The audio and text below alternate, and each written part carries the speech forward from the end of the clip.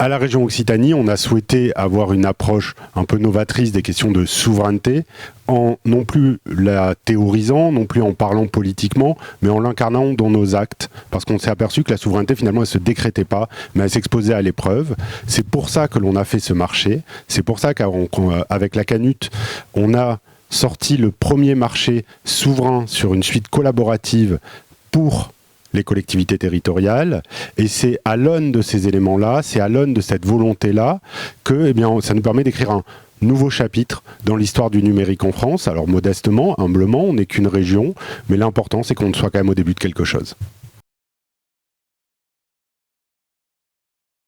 Ce qui nous est apparu aussi important, c'est que la souveraineté, c'est très bien, mais elle ne peut pas rester dans les terres, il faut la faire concrètement. Et pour la faire concrètement, on l'a fait dans ce marché au service de nos agents, afin de délivrer le meilleur service public.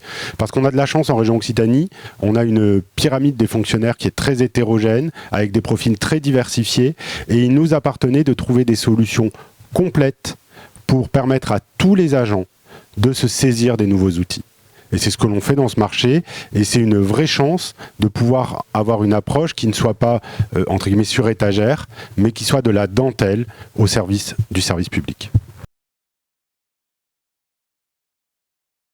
Ils sont au service de l'intérêt général et ils ont besoin d'être rassurés. Ils ont besoin d'être rassurés, de ne pas avoir, entre guillemets, le parfum du mois, le changement de l'année, mais que ces changements, ils s'inscrivent dans la durée.